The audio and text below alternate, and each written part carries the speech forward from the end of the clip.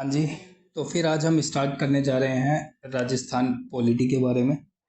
राजस्थान हमारे इंडिया का एक स्टेट है, इसलिए हमारा इंडियन कॉन्स्टिट्यूशन जो है वो स्टेट के साथ पार्ट 6 में डील करता है। पार्ट 5 में जो हमारा इंडियन कॉन्स्टिट्यूशन है वो यूनियन के साथ डील करता है। कॉन्स्टिट्यूशन में जो आर्टिकल आते हैं पार्ट 6 मतलब स्टेट के अंदर, वो आर्टिकल 152 से लेकर 237 तक आते हैं। तो इसलिए हमें यहाँ पर ऑल ओवर जो आर्टिकल पढ़ने हैं वो सिर्फ आर्टिकल 152 से लेकर 237 तक हमें आर्टिकल पढ़ने हैं। तो स्टार्ट करने से पहले हम सबसे पहले देख लेते हैं कि जो गवर्नमेंट होती है उसके किस तरीके के फंक्शन होते हैं। तो सबसे पहले गवर्नमेंट के 3 तरीके के फंक्शन होते हैं। पहला फंक्शन होता है एग्जीक्यूटिव, दूसरा लेजिस्लेटिव और तीसरा जुडिशरी। एग्जीक्यूटिव का मतलब जो गवर्नर, चीफ मिनिस्टर और एडवोकेट जनरल से है। और अगर हम लेजिस्लेटिव की बात करें तो लेजिस्लेटिव का मतलब स्टेट लेजिस्लेटिव और स्टेट असेंबली से है। और जुडिशरी के बारे में हम जानते ही हैं। स्टेट जो होता है वो 2 तरीके का हो सकता है, पहला यूनिकैम्ब्रलिज्म और दूसरा बाइकैम्ब्रलिज्म। बाइकैम्ब्रलिज्म से मतलब है कि उस स्टेट में 2 तरीके के हाउसेस होते हैं। राज्यसभा और लोकसभा जो हमारे इंडिया में 2 तरीके के हाउसेस हैं। और बाइकैम्ब्रलिज्म सिस्टम में हमें ये देखने को मिलता है कि जिस भी स्टेट में हमारे विधानसभा और विधान परिषद दोनों होते हैं उसे हम बाइकैम्ब्रलिज्म स्टेट बोलते हैं। मतलब जिस भी स्टेट में लेजिस्लेटिव काउंसिल और लेजिस्लेटिव असेंबली दोनों पाए जाते हैं उसे हम बाइकैम्ब्रलिज्म स्टेट बोलते हैं। लेकिन अगर हम बात करें कि यूनिकैम्ब्रलिज्म स्टेट का क्या मतलब होता है, यूनिकैम्ब्रलिज्म स्टेट में सिर्फ एक ही काउंसिल या फिर एक ही लेजिस्लेटिव काउंसिल हमें देखने को मिलती है। उसमें अगर हम बात करें कि जैसे राजस्थान है तो राजस्थान में सिर्फ एक सदन पाया जाता है जैसे हम बोलते हैं लेजिस्लेटिव काउंसिल। मतलब राजस्थान में विधान परिषद तो है लेकिन विधान सभा नहीं है। तो इसलिए राजस्थान जो है वो एक यूनिकैम्ब्रल स्टेट है। अगर हम बाइकैम्ब्रलिज्म स्टेट की बात करें तो हमारे इंडिया में केवल 6 बाइकैम्ब्रलिज्म स्टेट हैं। पहला यूपी, दूसरा बिहार, तीसरा महाराष्ट्र, चौथा आंध्र प्रदेश, पांचवा तेलंगाना और छठा कर्नाटका। लेकिन अगर हम बात करें यूनिकैम्ब्रलिज्म स्टेट की तो हमारे इंडिया में ऑल ओवर 24 स्टेट है जो कि यूनिकैम्ब्रल स्टेट है। अगर हम ऑल ओवर 28 में से बाइकैम्ब्रलिज्म स्टेट को माइनस कर दे तो हमारे पास टोटल यूनिकैम्ब्रल स्टेट बच जाते हैं। तो सबसे पहले अब हम स्टार्ट करते हैं कि जो स्टेट होता है वो असलियत में होता क्या है, स्टेट किस तरीके की एंटिटी है। तो स्टेट एक तरीके का जियोग्राफिकल एरिया होता है, एक सर्टेन जियोग्राफिकल एरिया होता है जिसमें हम एक पर्टिकुलर एरिया को हम बोल देते हैं कि ये एक स्टेट है। उसकी एक पर्टिकुलर बाउंड्री होती है, उसके एक पर्टिकुलर पॉपुलेशन होती है और वो स्टेट सोवर्निटी अपनी अल्टीमेट अथॉरिटी को शो करता है। किसी भी तरीके के पॉलिटिकल व्यू से वो अपनी अल्टीमेट अथॉरिटी को शो करता है तो हम उसे स्टेट कहते हैं। और जैसे उस स्टेट की कोई गवर्नमेंट भी होनी जरूरी है तभी वो स्टेट में काउंट हो सकता है। तो हमने टोटल 4 चीज़ें देखी। स्टेट को स्टेट तभी बोला जा सकता है जब उसके पास एक सर्टेन जियोग्राफिकल एरिया हो, एक सर्टेन पॉपुलेशन हो, वो सोवर्निटी को शो करता हो और उसके पास गवर्नमेंट होनी चाहिए। तो ये 4 चीज़ें अगर किसी के पास होती है तो हम उसे स्टेट की कैटेगरी में रख देते हैं। तो फिर स्टेट के अंदर जो आर्टिकल 152 है उसके शेड्यूल 1 में स्टेट को एक्सप्लेन किया हुआ है। पार्ट 6 में India is the union of 28 state, जो कि पार्ट 6 में हमारे इंडियन कॉन्स्टिट्यूशन में लिखा हुआ है। करंटली हमारे इंडिया में 8 यूनियन टेरिटरीज प्रेजेंट है, जैसे लद्दाख, जम्मू एंड कश्मीर, दिल्ली, चंडीगढ़, दादर नागर हवेली, लक्षद्वीप, पुडुचेरी और अंडमान निकोबार। पहले दादर नागर हवेली और दमन दीव 2 अलग अलग यूटी काउंट किया जाते थे, लेकिन अब इसे नवंबर 2019 से इसे एक सिंगल यूनियन टेरिटरी की तरह काउंट किया जाता है। ना लद्दाख और जम्मू कश्मीर ऐड कर दिए गए थे। हमारे इंडिया में टोटल 28 स्टेट काउंट किए जाते थे, लेकिन अगर हम देखें 28 स्टेट थे, तेलंगाना जब उसमें ऐड हुआ था तो हमारे इंडिया में टोटल 29 स्टेट हो गए थे। लेकिन जो जम्मू कश्मीर का जो स्टेटस था उसे एंड करने के बाद हमारे इंडिया में टोटल 28 स्टेट आज के समय पे काउंट किए जाते हैं। तो इंडिया में करंटली 28 स्टेट हैं और 8 यूनियन टेरिटरी हैं। Part 6 deals with the government in the state. Article 157 to article 167 deals with the state executives. तो इसमें हमें जो ऑर्गेनाइजेशन या फिर जो इंस्टीट्यूशन एग्जिस्ट करते हैं उसके बारे में हम पढ़ते हैं। पहला जो इंस्टीट्यूशन है जैसे गवर्नर, दूसरा चीफ मिनिस्टर, तीसरा मिनिस्टर काउंसिल और चौथा advocate general of the state. ये 4 जो इंस्टीट्यूशन है वो एग्जिस्ट करते हैं हमारे स्टेट एग्जीक्यूटिव में। तो सबसे पहले हम गवर्नर के बारे में पढ़ते हैं कि राजस्थान का जो फर्स्ट गवर्नर था वो बने थे 25 अक्टूबर 1956 AD में, जिनका नाम था श्री गुरमुख निहाल सिंह। प्रेजेंटली राजस्थान के जो गवर्नर है जो कि 31 जुलाई 2024 में एग्जिस्ट करते हैं, जिनका नाम है श्री हरिबाऊ कृष्ण राव। तो हमें ये चीज़ें देखने को मिलती है कि जो पैटर्न हमारे गवर्नमेंट ऑफ स्टेट में देखने को मिलता है वही सेम पैटर्न हमें सेंट्रल गवर्नमेंट में देखने को मिलता है। मतलब हमारे पार्लियामेंट्री सिस्टम में भी हमें इसी तरीके की गवर्नमेंट देखने को मिलती है। The same pattern of the government in the state as that for the central also like parliamentary system. तो हमें इसमें देखने को मिलता है कि जो कार्यपालिका होती है उसके डुअल नेचर होते हैं। पहला जो नेचर होता है उसका टाइटलर नेचर होता है और दूसरा रियल नेचर होता है। मतलब किसी भी कार्यपालिका का एक टाइटलर पावर होती है और एक रियल पावर होती है। टाइटलर मतलब उसको पावर दी गई है लेकिन वो रियल पावर नहीं है, रियल पावर अलग होती है। टाइटलर पावर में अगर हम बात करें जैसे गवर्नर होते हैं तो गवर्नर के पास एक टाइटलर पावर होती है, उसको टाइटल दिया जाता है पावर का, but they are not much powerful like CM and the minister of council. So जो रियल पावर होती है वो होती है चीफ मिनिस्टर के पास और मिनिस्टर ऑफ काउंसिल के पास। तो इसलिए कार्यपालिका के ये दोहरे नेचर होते हैं। तो हमने ये देखा था कि जो गवर्नर है वो चीफ एग्जीक्यूटिव होता है किसी भी स्टेट का, बट ये नॉमिनल होता है, मतलब टाइटुलर होता है, और ये सिर्फ एक कॉन्स्टिट्यूशनल हेड होता है उस स्टेट का। तो हम बात करते हैं कि गवर्नर के रोल क्या होते हैं स्टेट के अंदर। ये सिर्फ एक कॉन्स्टिट्यूशनल हेड होता है। और जो दूसरा इसका रोल होता है कि जो गवर्नर होता है वो सिर्फ एक एजेंट होता है सेंट्रल गवर्नमेंट का। इसमें एजेंट शब्द का मतलब है कि वो रिप्रेजेंटेशन देता है अपने स्टेट की सेंट्रल गवर्नमेंट के सामने। तो एजेंट का मतलब रिप्रेजेंटेशन से है। तो अब हम 1 बाय 1 आर्टिकल्स को रीड करते हैं। आर्टिकल 153 से हम स्टार्ट करते हैं। There shall be a governor of each state. हर स्टेट का एक गवर्नर होगा, ये हमारे आर्टिकल 153 में लिखा हुआ है। 7th कॉन्स्टिट्यूशनल अमेंडमेंट जो हुआ था 1956 में, उसमें लिखा था कि एक राज्य का एक ही गवर्नर हो सकता है और वह एक से अधिक राज्यों में भी गवर्नर की ड्यूटी को निभा सकता है। तो हम ये कह सकते हैं कि एक राज्य में एक गवर्नर का होना जरूरी है और वही गवर्नर ऐसा कर सकता है कि वो किसी दूसरे राज्यों का गवर्नर भी हो। So the 7th amendment facilitate the appointment of the same person as a governor of 2 और 3 state in 1956 7th constitutional amendment. तो अब हम आर्टिकल 154 को स्टडी करते हैं। आर्टिकल 154 जो है वो एग्जीक्यूटिव पावर को एक्सप्लेन करता है स्टेट के अंदर। It means the executive power of the state shall be vested in the governor and shall be experienced by him either directly और through the officer subordinates to him in accordance with the constitution. इसका मतलब जो executive power होती है हमारे state की, उसको governor experience कर सकता है आइदर डायरेक्टली और थ्रू द ऑफिसर सबऑर्डिनेट्स, जो ऑफिसर उसके सबऑर्डिनेट में है। ये हमारे इंडियन कॉन्स्टिट्यूशन में लिखा हुआ है। तो हमने आर्टिकल 152 मतलब जिसमें डेफिनेशंस थी, आर्टिकल 153 और आर्टिकल 154 रीड कर लिया। अब हम आर्टिकल 155 के बारे में स्टडी करते हैं।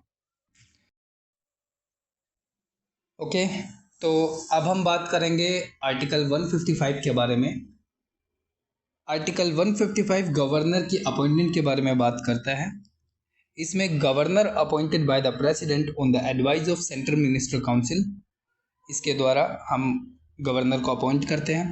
गवर्नर को अपॉइंट करने के लिए एक कमीशन गठित की गई है जिसका नाम है पुंची कमीशन।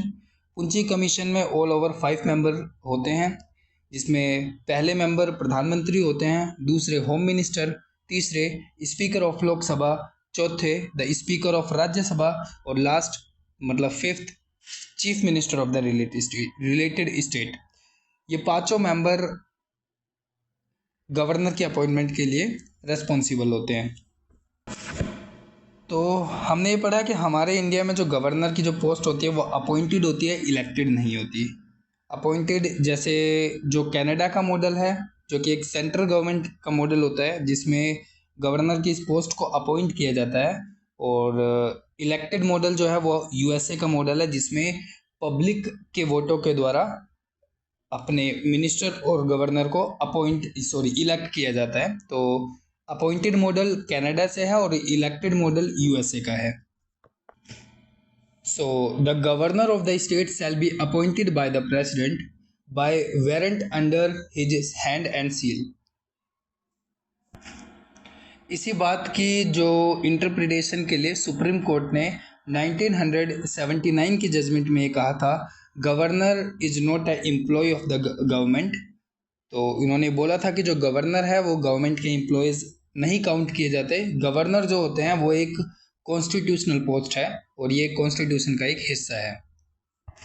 तो ये बहुत डिबेटेबल टॉपिक है कि जो गवर्नर की पोस्ट है वो इलेक्टेड होनी चाहिए या फिर अपॉइंटेड होनी चाहिए। तो इसके ऊपर बहुत बड़े डिबेट्स किए जा सकते हैं। एक क्वेश्चन जो पूछा गया था पिछली बार के एग्जाम्स में, वो क्वेश्चन कुछ इस तरह था, What were the two main ideas behind the appointing the governor, not the elected him? Governor को अपॉइंट करने के दो मेन आइडियाज़ बताएं और ऐसा क्यों है कि गवर्नमेंट को इलेक्ट नहीं किया जा सकता। इस बात पर तर्क और वितर्क करें।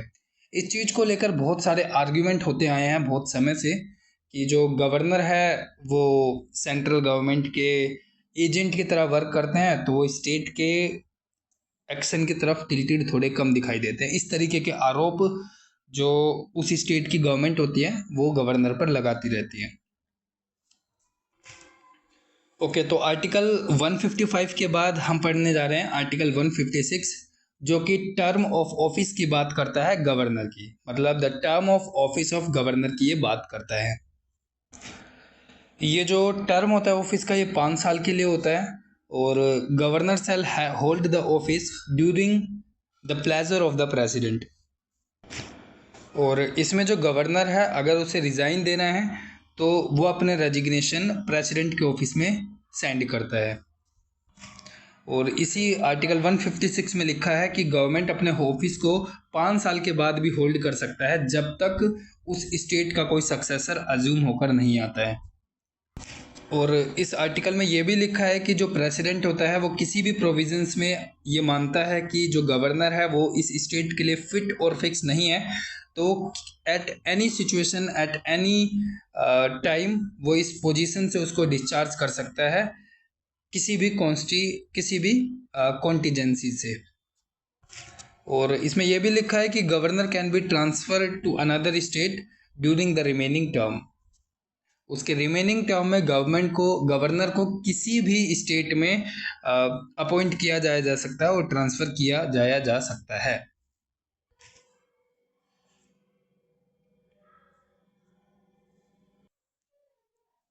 अब हम आर्टिकल 157 के बारे में बात करते हैं, जो कि क्वालिफिकेशन ऑफ द गवर्नर की बात करता है। इसमें गवर्नर की सबसे पहली क्वालिफिकेशन होती है कि वो सिटीजन ऑफ इंडिया होना चाहिए, उनकी एज 35 ईयर होनी चाहिए। एडिशनली उसके पास 2 कन्वेक्शंस होने चाहिए। He should be outsider of the state. President is required to consult the CM of the concern state. इसके बाद हम आर्टिकल 158 के बारे में बात करते हैं, जो कि condition of the governor office की बात करता है। The first condition is he should not member of parliament of the state legislature and the second condition is salary is 3.5 lakh and free residence, and the salary is by the state fund. Third point is he entitled to such enumerated allowance privileges as may be determined by the parliament. Fourth point is he should not hold any office of profit. Fifth point is his enumerated and the allowance cannot be dismissed during his term of office. Sixth point is when the same person is appointed as a governor of two or more states. इसमें हम second point में ये भी, इसमें जो second point था उसमें हम ये कहते हैं कि गवर्नर की कोई पेंशन भी नहीं होती है। इसके साथ साथ आर्टिकल 158 में privileges and the immunity of the governor के बारे में भी लिखा है। He enjoy the personal immunity from the legal liability of his office official act during his term of office. He is immune from the criminal proceeding even in respect of the personal act. He cannot be arrested or imprisoned. Giving 2 month notice, civil proceeding can be instituted against him personally. तो immunity में हमने 4 points की बात करी। Article 159 के बारे में बात करते हैं, जो कि ओथ के बारे में बात करता है, जो कि अफर्मेशन बाय द गवर्नर होती है। First point is the oath admire by the high court जजेस और चीफ जस्टिस, और उनकी जो ओथ होती है वो कुछ इस प्रकार होती है। I XYZ do swear in the name of God that I will solemnly affirm as a post of the governor, कुछ इस प्रकार की इनकी ओथ होती है। Third point is to faithfully execute the office of the preserve, protect and defence the constitution and the law, to devote himself to the service, well-being and the people of the state, ये इनकी oath होती है। तो इसमें all over हमने 159 article तक देख लिया है। हमने आर्टिकल 152 में डेफिनेशंस की बात करी थी गवर्नर के। आर्टिकल 153 में हमने one governor can hold the 2 state के बारे में बात किया था। आर्टिकल 154 में हमने एग्जीक्यूटिव पावर के बारे में बात किया था। 155 में हमने गवर्नर की अपॉइंटमेंट के बारे में बात करा था। आर्टिकल 156 में हमने इनके टेन्योर और रेजिग्नेशन के बारे में बात किया था। आर्टिकल 157 में हमने क्वालिफिकेशन ऑफ द गवर्नर के बारे में बात किया था। आर्टिकल 158 में हमने कंडीशंस के बारे में बात करा था, और आर्टिकल 159 में हमने ओथ और अफर्मेशन के बारे में बात। तो अब हम स्टार्ट करेंगे power and the function of the governor. Power और फंक्शन में हमें 4 पॉइंट्स के बारे में पढ़ना होगा। गवर्नर की एग्जीक्यूटिव पावर पढ़नी होगी, लेजिस्लेटिव पावर को पढ़ना होगा, जुडिशरी पावर और फाइनेंशियल पावर को हमें पढ़ना होगा। सबसे पहले हम एग्जीक्यूटिव पावर में पढ़ेंगे। तो एग्जीक्यूटिव पावर में इनके पास एक पावर होती है जिसमें वो CM और अनदर मिनिस्ट्रीज को अपॉइंट करते हैं हमारे गवर्नर, आर्टिकल 164 के तहत। अब हम कुछ चीज़ें नोट में डाल के लिख सकते हैं कि आर्टिकल 160 जो होता है उसमें कॉन्टीजेंसीज की पावर होती है, जिसमें जो गवर्नर होता है डिस्चार्ज कर सकता है किसी भी फंक्शंस को। आर्टिकल 161 में पावर टू ग्रैंड पार्डन के बारे में लिखा हुआ है। आर्टिकल 162 में the extension of executive power of the state के बारे में मेंशन किया हुआ है। इसके साथ साथ जो हमारे गवर्नर है वो ट्राइबल ऑफ द मिनिस्ट्रीज की अपॉइंटमेंट भी करते हैं। इसमें जो tribal of the minister in the state, जैसे छत्तीसगढ़, झारखंड, मध्य प्रदेश और उड़ीसा, इन स्टेट में ट्राइबल वेलफेयर की मिनिस्ट्रीज को अपॉइंट करते हैं हमारे गवर्नर। ये राजस्थान में ये मिनिस्ट्री नहीं होती है। इन 94th कॉन्स्टिट्यूशनल अमेंडमेंट एक्ट जो कि 2006 में आया था, इसमें इस मिनिस्ट्री को, ट्राइबल वेलफेयर मिनिस्ट्री को रिमूव कर दिया गया था बिहार से, और इसे ऐड किया गया था। जिन स्टेट को ऐड किया गया था, छत्तीसगढ़ और झारखंड को ऐड कर दिया गया था। तो इसमें ऑल ओवर 4 स्टेट्स आ गए थे, छत्तीसगढ़, झारखंड, मध्य प्रदेश और उड़ीसा, जहां पर आज भी बहुत सारे PVTs मिलते हैं, पर्टिकुलर वल्नरेबल ट्राइबल ग्रुप्स हमें देखने को मिलते हैं। इस एग्जीक्यूटिव पावर में ही हमें देखने को मिलता है कि जो हमारे गवर्नर होते हैं उनके पास पावर होती है अपॉइंट करने की advocate general of the state, और ये पावर उन्हें मिलती है आर्टिकल 165 के तहत, और जो कि स्टेट को लीगल असिस्टेंट प्रोवाइड करते हैं, advocate general of the state. तो हमने इसमें 3 पॉइंट पढ़े, अपॉइंटमेंट की बात, जो सीएम की अपॉइंटमेंट करने की बात, और दूसरी बात ट्राइबल वेलफेयर मिनिस्ट्री की बात, तीसरी बात ये अपॉइंट कर सकते हैं advocate general of the state को। अब हम फोर्थ पॉइंट पढ़ते हैं कि all executive action of the state are formally taken by his name, which name, with the name of the governor. Fifth point की बात अगर हम करें, he can make rule for more continent transaction of the business of the state government for the allocation along the ministry to set the business, और ये power इन्हें मिलती है आर्टिकल 166 के सब क्लॉज 3 से। he can make rules about how to work order done by his name will be certified। इसके साथ साथ गवर्नर स्टेट इलेक्शन कमीशन को भी अपॉइंट करते हैं, आरपीएससी के चेयरपर्सन और मेंबर्स को भी यही अपॉइंट करते हैं, लोकायुक्त जो होते हैं उन्हें भी हमारे गवर्नर अपॉइंट करते हैं, state information commission, state human right commission, state women's commission, governor government universities के जो वाइस चांसलर होते हैं उन्हें भी गवर्नर ही अपॉइंट करते हैं। But MM पुंची denied his appointment. Governor जो होते हैं he can seek the information about of any administrative and the legislative proposal from the chief minister office, और ये पावर उन्हें मिलती है आर्टिकल 167 के सब क्लॉज बी से। अब हम आर्टिकल 167 के बारे में रीड करते हैं। आर्टिकल 167 जो होता है उसमें 3 सब क्लॉज होते हैं, ए, बी और सी।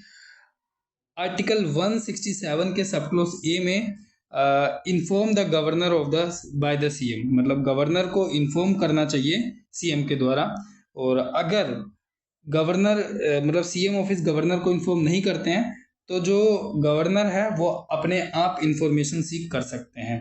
ये आर्टिकल 167 के सब क्लॉज बी में लिखा है। अब हम आर्टिकल 167 के सब क्लॉज सी में पढ़ते हैं कि, और सी में यह है कि अगर जो सीएम है वो कंसीडरेशन जो अपनी डिसीजन है उनको कंसीडर करने के लिए मिनिस्टर ऑफ काउंसिल की रिक्वायरमेंट ले सकता है गवर्नमेंट के लिए, गवर्नर के लिए। तो हमने आर्टिकल 167 में 3 सब क्लॉज पढ़े थे। ए में हमने पढ़ा कि जो सीएम जो है वो इन्फॉर्म करेगा गवर्नर को about the administrative and the legislative proposals के लिए। अगर सीएम ने इन्फॉर्म नहीं किया तो गवर्नर जो है वो डिमांड कर सकता है इन्फॉर्मेशन की सीएम से।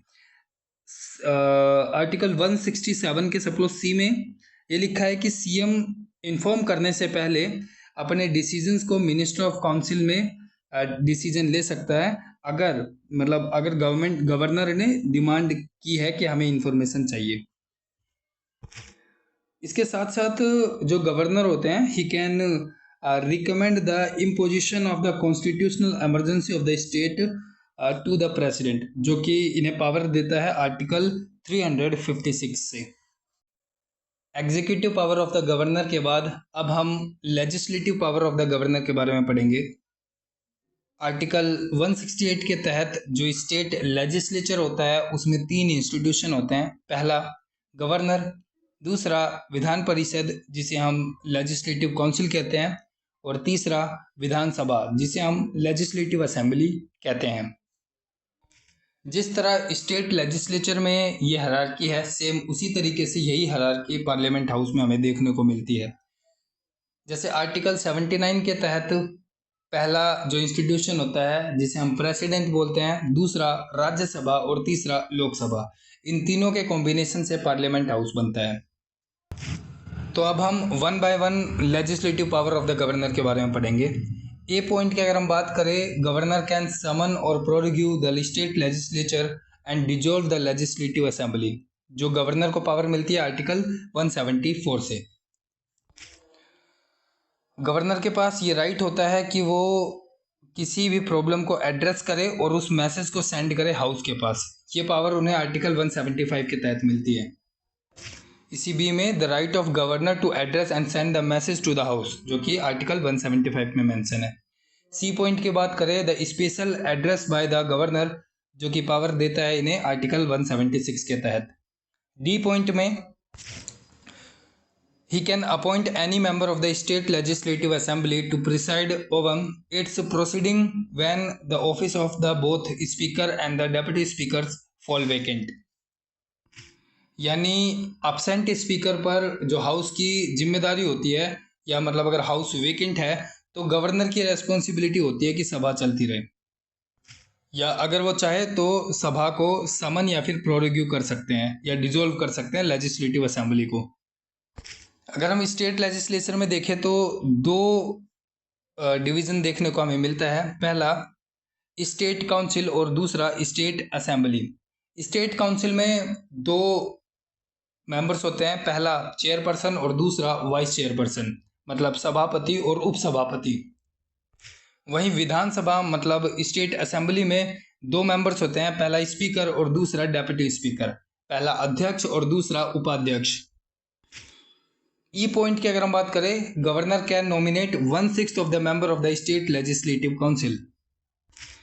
एफ पॉइंट में he can nominate on the member of the state assembly, मतलब एंग्लो इंडियंस को भी नॉमिनेट कर सकते हैं, और लेकिन किसी कारणवश इस प्रोविजंस को रिमूव कर दिया गया by 104th constitutional amendment act. अगर एच पॉइंट की बात करें, governor can decide on the questions of the disqualification of member of the state legislature in the consultance with the election commission, यानी कि सेंटर से कंसल्ट करना उसका जरूरी है। इसके बाद अगर हम आई पॉइंट की बात करें, the governor can decide the bill will pass और नॉट। गवर्नर डिसाइड कर सकता है कि बिल को पास किया जाए ना किया जाए। ये पावर उसे आर्टिकल 200 और 201 के तहत मिलती है। तो उसका डिसीजन चार तरीके से हो सकता है। पहला, या तो बिल को असेंट दे दे, दूसरा या तो वो उस बिल को विदहोल्ड कर दे, तीसरा या तो वो बिल को रिकंसिडरेशन के लिए उसको रिटर्न कर दे, और चौथा वो उस बिल को कंसीडर कर ले लेकिन प्रेसिडेंट के लिए उसे रिजर्व कर ले। और अगर हम जे पॉइंट की बात करें तो गवर्नर अध्यादेश को जारी कर सकता है, मतलब ऑर्डिनेंस जारी कर सकता है। He can promulgate ordinance when the state legislature not in a session. Governor कभी भी रिपोर्ट ले सकता है स्टेट लेजिस्लेचर से, जैसे स्टेट फाइनेंस कमीशन से, आरपीएससी से और कंट्रोलर ऑडिटर जनरल से। तो executive power of the governor के बाद हमने legislative power of the governor को पढ़ा था। आज हम judiciary power of the governor के बारे में पढ़ेंगे। The governor has power to grant pardon etcetera and to suspend, मतलब किसी भी पनिशमेंट को रोक सकते हैं। रेमिट मतलब किसी भी पनिशमेंट को डिक्रीज कर सकते हैं, और commit sentence in certain cases, मतलब उसके सेंटेंस के जरिए वो किसी भी पनिशमेंट को जो इंटेंसिटी उस पनिशमेंट की उसको डिक्रीज कर सकते हैं। तो हम कंपेयर कर सकते हैं कि प्रेसिडेंट की पार्डनिंग पावर में और गवर्नर की पार्डनिंग पावर में क्या अंतर है। तो डिस्कशन लंबा ना हो जाए तो इसलिए हम दूसरे पॉइंट की बात कर लेते हैं। बी पॉइंट जो है जुडिशरी पावर के अंदर, he can consulted by the president while appointing the जज of the concern state of the high court, मतलब हाई कोर्ट के अगर जज को अपॉइंट करना है तो वो कंसल्ट करता है प्रेसिडेंट को, गवर्नर कंसल्ट करते हैं प्रेसिडेंट को। सी पॉइंट की बात करें जुडिशरी पावर में, the posting and the promoting of the district जजेस in the consultant with the high court, मतलब गवर्नर जो है वो हाई कोर्ट के जो सीनियर मोस्ट जजेस होते हैं उनसे कंसल्ट करते हैं, सीनियर मोस्ट जजेस से कंसल्ट करते हैं for the promotion of the district जजेस। तो legislative power of the governor के बाद फोर्थ पावर आती है गवर्नर के पास, जिसे हम कहते हैं financial power of the governor. Governor can see the state budget is laid before the state legislature. Money bull can be introduce with the prior recommendation. Another point is no demand for the grant can be made except on the recommendation. Another point is he can make the advance cut of the contingency fund of the state to meet any unforeseen with expenditure. He constitute a state finance commission, मतलब इनके पास power होती है कि वो state finance commission को constitute कर सकते हैं। इन सभी के साथ साथ गवर्नर के पास डिस्क्रिशनरी पावर भी होती है। जैसे हम अगर कॉन्स्टिट्यूशनल डिस्क्रिशन पावर के बारे में पढ़े तो इसमें जो प्रेसिडेंट होता है वो बिल को रिजर्व कर सकता है प्रेसिडेंट के लिए। He can do the recommendation for the imposition of president rule in the state, जो कि इम्पावर करता है इन्हें article 356। He has a power to seeking the information from the chief minister, administrative and the legislative matter in a administrative and the legislative matter, जो कि इन्हें power करता है आर्टिकल 167। कॉन्स्टिट्यूशनल डिस्क्रिशन पावर के बाद हम सिचुएशनल डिस्क्रिशनरी पावर भी होती है इनके पास कुछ, like regarding the appointment of the chief minister, dismissal the council of the minister, dissolution of the state legislative assembly। अगर हम देखें कि कंपैरिजन किया जाए कि वीटो पावर का प्रेसिडेंट और गवर्नर के साथ, तो ये चीज़ें हम बाद में रीड कर सकते हैं। वीटो पावर का कंपैरिजन किया जा सकता है प्रेसिडेंट की पावर में और गवर्नर की पावर में क्या डिफरेंस है, और बिल में कौन ज़्यादा पावरफुल है। लाइक बिल पास करने पे रिगार्डिंग मनी बिल प्रेसिडेंट के पास ज़्यादा पावर होती है और गवर्नर के पास मनी बिल के रिगार्डिंग कितनी पावर होती है, इसके बारे में भी हम डिस्कस कर सकते हैं। ऑर्डिनेंस जारी करने में प्रेसिडेंट के पास भी पावर होती है और गवर्नर के पास भी होती है। अगर ऑर्डिनेंस की बात करें, अगर प्रेसिडेंट किसी ऑर्डिनेंस को जारी करता है तो वो उसको इम्पावर्ड करता है आर्टिकल 123, लेकिन अगर गवर्नर किसी ऑर्डिनेंस को जारी करता है तो उसको ये पावर मिलती है फ्रॉम द आर्टिकल 213। इन दोनों में ऑर्डिनेंस पावर को लेकर काफी लंबा चौड़ा डिस्कशन किया जा सकता है। तो it's all about the power of governor.